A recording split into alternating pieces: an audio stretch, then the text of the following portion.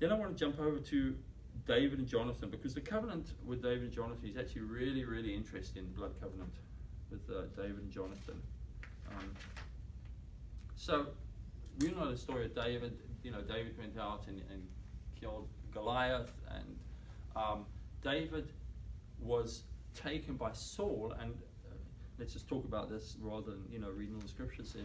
But David and Jonathan entered into, and Jonathan of course was Saul's son, entered into a covenant relationship, and they took their cloaks and they exchanged them, they took their belts and they exchanged them, and it doesn't mention all of the other steps of the covenant, the cutting and making the scar, etc. But we can see that they took place, and they promised to bless each other. So, and the covenant relationship didn't only extend to them, but it extended to their families as well. So after Saul rebels and does his own thing, we all know that Jonathan gets killed in battle, and then David becomes king after Saul is killed. So David's on the throne, and David wants to fulfill the terms of the covenant that he's made with Jonathan. So he says, are there any descendants, or is there anybody left from Jonathan's household that I can bless for the sake of my friend Jonathan? And they come to David and they say, yes, there is. There's one child. Jonathan had a son called Mephibosheth. But Mephibosheth is in a place called Lodebar. Lodebar means a dry place where nothing's happening. And the story, as we read in the book of Samuel, of Mephibosheth, was that Mephibosheth was taken by his nurse. He was about 5 years old when Saul died. And Saul had basically decided that David was his enemy. Even though David wasn't his enemy, he had decided he was, and he wanted to kill David because he saw him as a threat, and Saul was rebellious against God. And he told all his family, if David ever gets you, he's going to just wipe you out. He's a terrible guy, etc. Of course, David wasn't like that at all. He wasn't vengeful. So when they heard that when the servant of Jonathan, who was looking after this 5-year-old boy, heard that Saul had died and that Jonathan had died, she picked up Mephibosheth, and in her hurry to get away and get away before David arrived to kill them all, she dropped him, and he hurt his legs and he was crippled.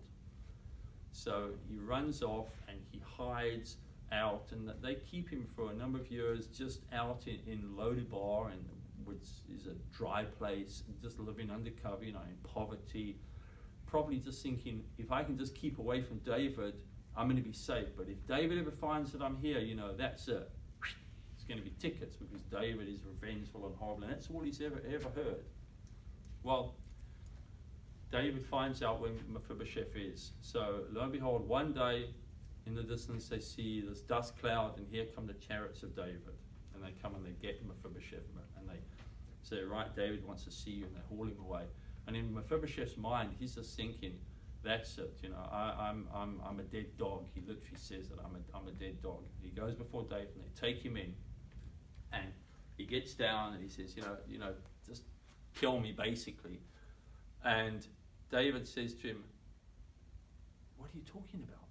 I didn't bring you here to kill you. You don't understand. Look, I've got a scar here. I've got a mark. I was in covenant relationship with your father. I want to bless you. And he takes Mephibosheth and he says, look, I want you to be my son. I want you to sit at my table. I want to feed you. I want to give you my name. I want to restore lands to you. I want to restore everything. Mephibosheth says, but I don't deserve any of this. And David says, I know you don't deserve it. You could serve me for 1,000 years, and there's nothing you do to deserve this. And I'm not even doing this because of you. I'm doing this because I'm in covenant with your father. And I want to do that. And so Mephibosheth has got a decision to make. He can either accept David's offer, or and have to admit that he was wrong, and the guy that he spoke bad about and said was, a terrible guy, and live under his roof, or he can reject him. And Mephibosheth does the smart thing, and he says, okay, this is not a bad deal. And he joins the king's table, and he lives with David, and he eats with him and becomes his family, and puts the proverbial cloak on and the sandals on his feet and the ring on his finger, okay? And he becomes part of his family. The reason that this is such an interesting story is that David is a type of Jesus, and we're a type of Mephibosheth. And we were exactly the same. We ran away from God and didn't want anything to do with God, because we had thought if God ever got us, he was going to do something bad to us, because we were sinners. We knew we were sinners. We knew we were bad people. And we've been told that God was a mean God. What do you want to do with God? And we didn't want to know. But one day, the Holy Spirit got hold of us. And the Holy Spirit said, come. And we had a choice to make. We could either accept God, who said, I want to bless you, I want to give you my name, I want you to live in my house, I want you to eat at my table, I want to restore to you everything. And we said, well, I'm not good enough, I can't do anything, And God said, I know you're not good enough, your best works are like filthy rags to me, and I'm not even doing it for you, but I'm doing it. Look, I have a scar, and I'm in covenant because of my name's sake. And I'm doing it because of my name's sake. And that's how we come to Jesus. So that's a beautiful story, the story of David and Mephibosheth. And we can see those components of the blood covenant, moving through the story there and represented in the cross of Christ. And God reaching out to us